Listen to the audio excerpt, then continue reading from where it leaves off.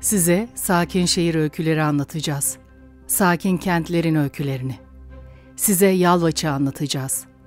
Sakin şehir ünvanı almış, bu ünvanı sonuna kadar hak etmiş, Çınaraltı kahveleriyle, Men Tapınağı'yla bir günde 5000 yılı yaşayabileceğiniz Akdeniz'in en güzel kentlerinden birini. Hepsini sözde değil de tek tek görerek bir günde 5000 yılı yaşayabiliyorsunuz. Bir kere şunu rahatlıkla söyleyebilirim. Yalvaç ilçe olarak Türkiye Cumhuriyeti içerisindeki ilçelerin çok önünde. Yaşamsal olarak da önünde, iklimsel olarak da önünde, mimari olarak da önünde. Bir kere bu kesin, yani bundan net söylüyorum. Sade bir tane zenne diye konuşulur.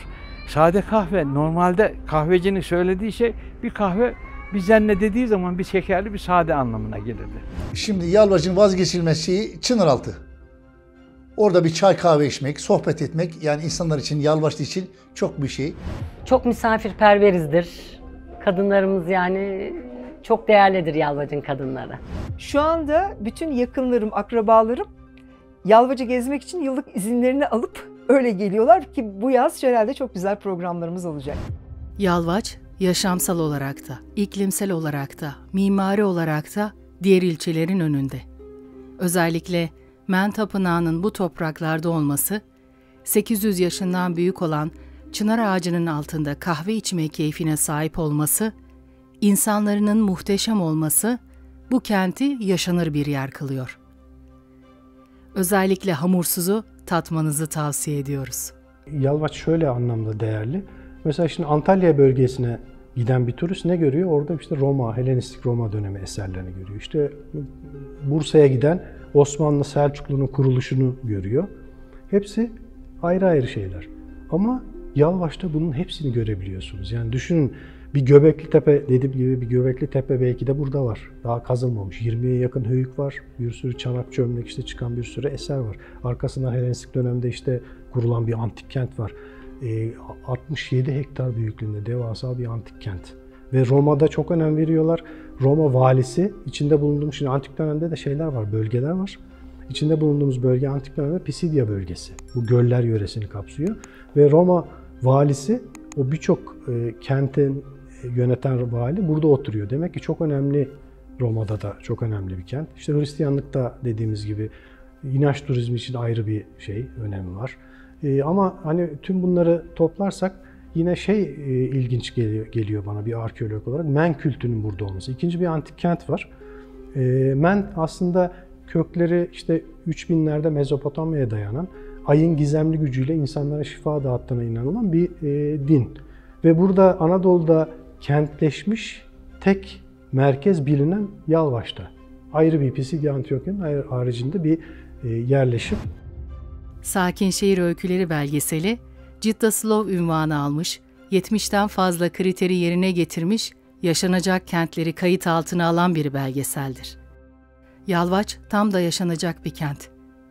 Tarihini araştırdıkça, doğasını ve kentini gezdikçe bundan daha çok emin oluyoruz. Yalvaç, peygamber, elçi, Resul demek. Ama Yalvaç kelimesinden önce Yalvaç'a ismini veren Selçuklu devlet adamlarından, daha doğrusu beylerden Yalvaç Bey'in ikamesiyle adı verilmiştir buraya. Yalvaç'ın gerçek anlamı ve ona izafeten konulmuş ilk defa 1185 Hicri 600 küsur yılında yapılan Devlet Han Camisi.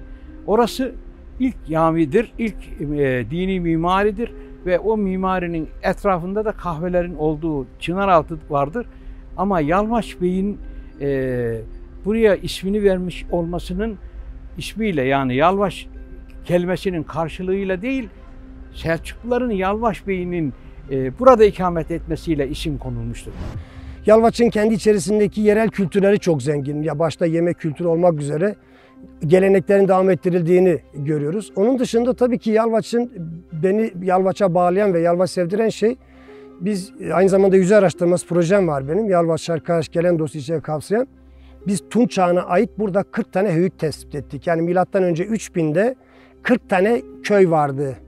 Belediye vardı Yalvaç ilçe sınırı içerisinde. Bugün 38 tane.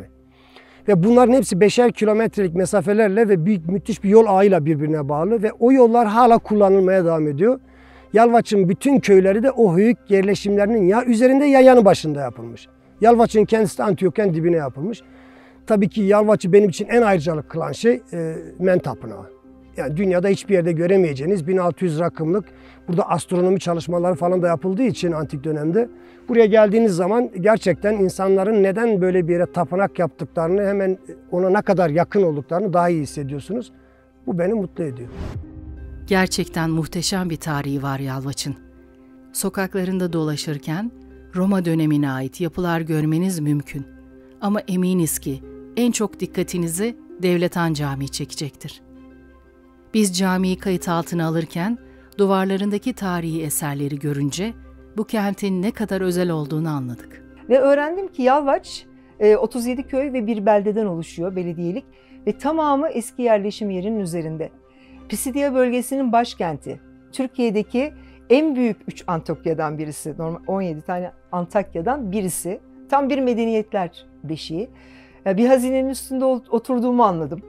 Her köyün farklı farklı yerlerden geldiği, ırki olarak farklı olduğunu, geçmişin farklı olduğunu fark ettim. Tabii bu her şeylerine yansıyor aslında, kıyafetlerine de yansıyor. Yalvaç'ın en büyük ana mesleği önceden, şimdi değil artık, önceden dericilikti. Yani tabakhanede çalışmayan bir insan yokmuş, çırak olmayan insan yokmuş. En büyük gelir kaynağı dericilikti. İşte benim gençlik yıllarında, yani 80'li yıllarda, ben 79-80'lerde İstanbul'a kösele satmaya giderdim Gazlıçeşme'ye. Her hafta 2-3 kamyon, bak 2-3 kamyon bugün şeyle yani 20-30-40 ton kösele satış yapardı. Gazlıçeşme kapanınca o bizim pazarımız bitti. Ne yaptık biz ondan sonra? Vakede dediğimiz olaya döndük. Yani bu çanta yapma işine. İlk etapta buna İzmitliler başladı.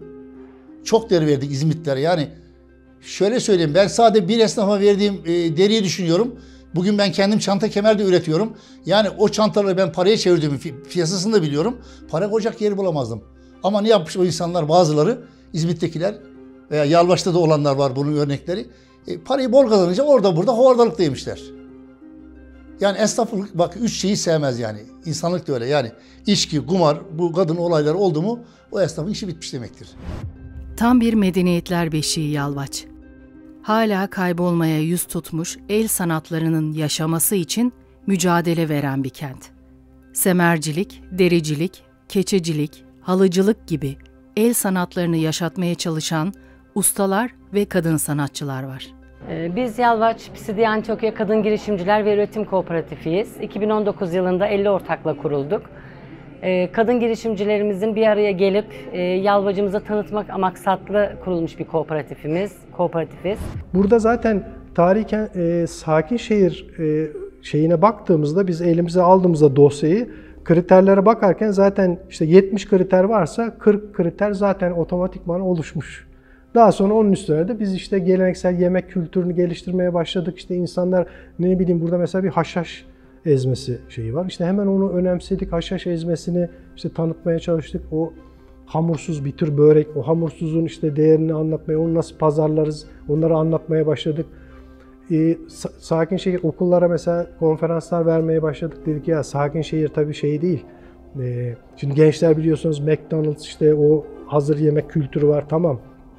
Ama hani bak böyle tarihimizde böyle değerlerimiz de var. İşte ne bileyim bir fasulye boranisi var burada, bir keşkek var. Hani bunları da tadalım, bunları da yiyin. Şimdi adam nereye giderseniz gidin, gidiyorsunuz. Hangi ülkeye giderseniz ya da ilçe Türkiye'nin içinde de her tarafta bir Burger King var, McDonald's var. Yani oranın bir şeyini yiyemiyorsunuz. Ama işte bunlara karşı kurulmuş. Yani sakin şehir sadece işte şeyle atla gezelim değil, ama işte bisiklet yolu yapmaya çalışıyoruz. Arabaları merkeze sokmamaya çalışıyoruz. Turizm çok artıyor birçok kentte. Turizmin artması, yani bu istatistik olarak da veri olarak bir gerçek. Turizm artınca da işte atıyorum Uğut tatlısı satılmaya başlanıyor. Ya da işte bir ahşap oymacısı var, o satılmaya başlanıyor. Ve bunlar daha kolay hayata tutulmaya başlıyor. Yani bunları sırf hani üretilsin, satılsın, hani böyle bir kapitalizm gelişsin diye değil.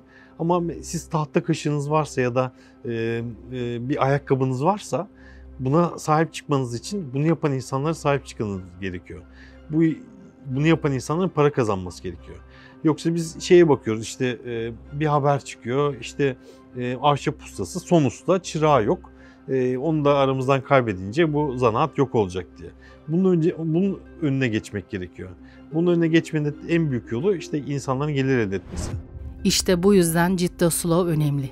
İnsanların mutlu yaşaması için önemli. Kadınların üretmesi için önemli. Yalvaç bunu başarmış sakin bir kent. Umarız diğer ilçelere örnek olur. Isparta ilinin turizmin patlaması için ben yaklaşık 17 yıldır Isparta Süleyman Demirel Üniversitesi'ndeyim. Çok toplantılara katıldım, çok fikir de beyan ettim. Bununla ilgili yazdığım tonlarca yazılar da var. Ya maalesef bizim ülkemizin genelinde var olan bir hastalık var. Mış gibi yapmak, böyle her şey mış gibi. Yapıyormuş, seviyormuş, ediyormuş gibi. Isparta'da dinlediğinizde herkes müthiş, turizmi seviyor, her şeyi seviyorlar ama mış gibi yapıyorlar. Yani gerçekten herkes yönetimde olan insanlar ya da yetkisi olan insanlar elini biraz taşın altına koysa Yalvaç'ın turizmde parlamaması için gerçekten hiçbir neden yok. Hiçbir neden yok. Şu anda en büyük problemimiz ne? Yol güzergahın tam üzerinde değiliz. Ben yıllar önce söylemiştim, demiştim Şarkı Karaca kadar çift yol geliyor. Konya'dan gelip Isparta'ya giden hep çift yol orası. Eğer Şarkı Karaç Yalvaç arasındaki bu yol ayrımı 17 kilometre. Bu 17 kilometre çift yol yapılsaydı ve buradan Höyüklü'den tekrar Madene'den o yola çıkarılsaydı tur otobüsleri, tonla tur otobüs Kapadokya'ya gidiyor. Hepsi burada geçerdi. Şimdi yol ağında bir problem var. Yol ağında problem, konaklamada problem var, yemede problem var. Yani bütün bunlar giderildiği zaman hiçbir sorun kalmaz. Çünkü bütün Hristiyan dünyası zaten Yalvaç'ı tanıyor. St. Paul'den dolayı. Haç merkezi. Tanımayan biziz. Çalışan nüfusun büyük bir kısmı işine gittiği zaman işinden dönüşte hiç başka bir şeye bakmaz. Eğer namaz kılıyorsa camiye. Yok kılmıyorsa değil, direktman evine. Daha sonrakinde Çınaraltı dediğimiz mevkide oturmaya giderler. Çünkü elleri boş, kapalı bir şey, yapacak bir işleri de yok. Haliyle Çınaraltı'nda 11 tane kahve var. Bu benim çocukluğumda da 11 tane, 12 tane kahve vardı. Yine şimdi de aynı tekrar 11-12 tane kahve var. Halk orada birbirleriyle konuşur. Hatta en önemli bir gelenek tarzda söylenen bir söz vardır. İçilen kahvenin adı eğer şekerliyse zenne, değilse normal kahve, sade denir ona. 4 tane hedefimiz vardı bu 3 yıllık görev süremizde. Halk oyunları, koro, Karagöz Hacivat, bir de enstrüman eğitimlerimiz. En son halk oyunlarımız kalmıştı. Eylül ayında o branşı da açtığımızda gördük ki bir kıyafet ihtiyacımız var.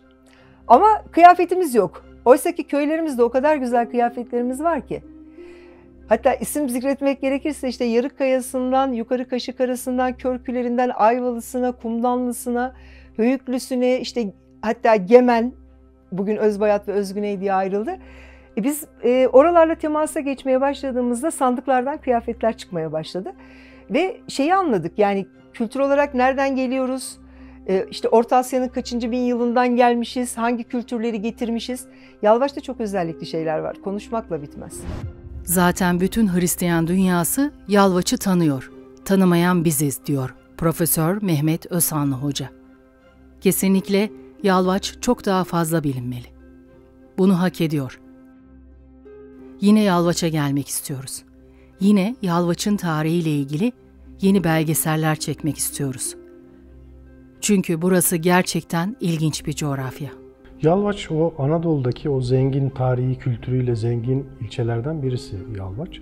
Biz Yalvaç'ın tarihini gördükten sonra şöyle bir nitelemeye gittik. Bir günde 5000 yılı görebileceğiniz bir kent.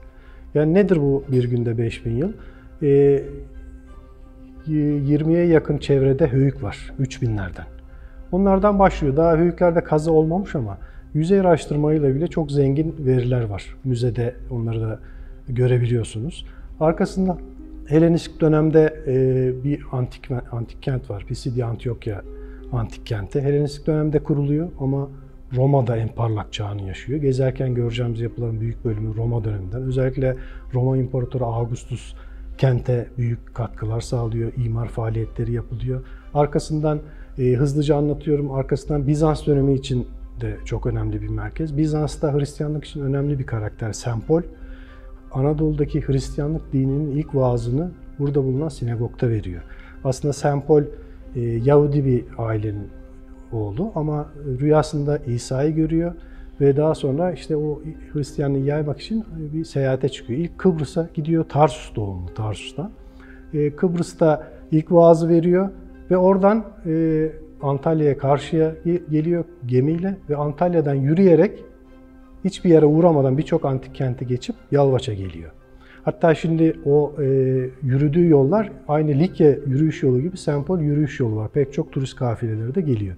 Ve geliyor, burada bir sinagog var, bir Yahudi cemaat var. İlk Anadolu'daki ilk Hristiyanlığın ilk vaazını buradaki sinagogda veriyor. Ya insanlar genelde bizim insanımızın aklı gözünde. Yani bilgisi olmadığı için, çok da okumadığı için aklı gözünde. Bakıyor, gidiyor Efes'e mesela, çok müthiş bir yapı diyor. İşte öbür tarafa gidiyor, müthiş bir yapı diyor. Tamam, doğrudur, güzeldir. Bunlara bir şey demem, saygı duyarım. Ama eğer bilgili olunsaydı Antiokya'nın 1. yüzyılda, milattan sonra 1. yüzyılda Antiokya'nın Efes ve diğer kentlerin çok önünde olduğunu bilirdi bir kere. Yani Men Tapınağı'yla birlikte ne kadar önemli bir yer olduğunu bilirdi. Ya şöyle düşünün ki Hristiyanlık artık güçlenmiş, Roma'nın bütün hücrelerine işlemiş ve Roma buna karşı önlem almak istiyor. Belli dini merkezleri pilot bölge olarak seçiyor. O bölgelerden bir tanesi burası. Bu Sempol'ün buraya gelişi, burada verdiği vaazlar İncil'de Resullerin İşleri bölümünde uzun uzun anlatılıyor. Hristiyanlık için de önemli bir merkez. Zaten buraya gelen 10 turistten 8'i o inanç turizmi çerçevesinde geliyor. Daha sonra 1176 Midyat-Kefalonia Savaşı'yla Türkler gelmeye başlıyorlar. Selçuklular geliyor. Ondan sonra da Selçuklu eserleri başlıyor. İşte ilk geldiklerinde bugün gördük işte Devlet Han Camii, hemen karşısında bir çınar, 8 asırlık 1200'lerde dikilmiş. Hemen onun yanında bunları bugün görebiliyoruz ama hemen çınar altının yanında bir demirciler bedesteni var. Maalesef o günümüze ulaşmamış ama biz yine bir restorasyon çalışmasıyla farklı dükkanlarla ama en azından bir bedesten havasını sağlamaya çalıştık. Hemen Devlet Han'ın karşısında Yemeniciler bedesteni var. Yine bugün de hayatta geçirmeye çalıştık. Şimdi benim bizim ülkemizde en rahatsız olduğum durumlardan bir tanesi şu. Mesela burası bir zamanlar tapınaktı.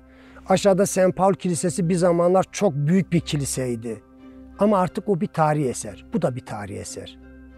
Bu bir kilise, tapınak değil. Bu bir tarihi eser. Bu tarihi eserse kime ait? Bize ait. Bunu korumak ve bunu gözetmek bize düşer. İşte cami gibi yapılarda insanlar çekinmeden camisine oturup kilisenin, tapınağın taşlarını koyup orada bir cami inşa ediyorlarsa bir nevi ne yapıyor? Oradaki malzemeyi de ne yapıyor? Korumuş oluyor. Bu çok önemli bir şey. Yani bu hiçbir din diğerinden böyle kopuk bir şekilde olamaz. Ve hiçbir yaşam da diğerinden, öncesinden kopuk olamaz. Öyle sıfırdan çok başlayan çok az şey vardır. Muhteşem öyküler dinledik Yalvaç'ta. Sakin şehir öyküleri. Hamursuzunu yemek için tekrar gelmek istiyoruz. Çınar altında bir sade, bir zerne içmek için tekrar gelmek istiyoruz. Bir günde 5000 yılı görmek için bu sakin kente tekrar gelmek istiyoruz. Ya bizim Yalvacımızın kadınları, köyleri ve köydekiler ve merkezdekiler üretken kadınlar. Çoğu kişi evinde de üretip ailesine katkıda bulunmak istiyorlar, satış yapıyorlar. Kimisi kooperatife geliyor, kimisi kendi evinden de satış yapıyor. Sürekli göç veren bir ilçe. Aslında çok büyük bir şeyiz ama çok göç verdi. Neden? İş sahası yok. Tabakhane vardı, bugün büyük bir İslam sahası kapandı. Şimdi dışarıdan gelen bir insanı götürebileceğimiz bir numara yer Çınaraltı. Orada 12-13 tane kahve var. Onun etrafında bir çay içmek, yani bu Yalvaçlı için veya dışarıdan gelen için bizim için büyük bir şey. Kapalı havza olduğu için insan yapısı sade, hiç göç almamış bir yer. En önemlisi de kapalı havzada belki yani işsizlikten göç verdi ama yoksa genelde insanları katıksız Türkmen. Kadınlar aslında burada çok aktif. Çünkü bizim kültürümüzde hem Türk hem daha öncesinden gelen kültürlerimizde kaç göç yok. Kadın birlikte çalışır erkeğiyle. Hamursuz diye bizim özel bir ekmeğimiz var. Bütün hamursuz fırınlarında çalışanlar kadınlardır. Aslında Yalvaç'ı baktığınızda Anadolu'nun çok güzel bir yerinde. Yani Akdeniz bölgesinde görünüyor ama aslında Anadolu'nun tam ortasındaki bir kent. Birçok yoldan uzak kalmış Cumhuriyet döneminde ana yollardan. Bunlar olumsuz olduğu gibi şöyle bir de olumlu sonucu doğurmuş. O Türklerden gelen o kültürün hepsini korumuş. Bozulmamış. O yüzden kendi içine kapandığı için ki o kültür, işte mahalle kültürü, mahalle fırını kültürü, o geleneksel yemekler, pazar anlayışı, işte pazarı gördünüz. Yazın olsa daha da güzel, renkli oluyor. Yalvaç dini bakımda o kadar önemli ki mesela hiçbir ilçede siz bir Devlet Han Camii göremezsiniz. Devlet Han Camii de o dinsel geleneği İslam içerisinde de o ciddiyete koruyarak varlığını devam ettiriyor. Yani birçok şeyi bir arada barındıran bir kent. Bizim oturup böyle Amazon gibi ya da diğer gibi mitoslara çok ihtiyacımız yok.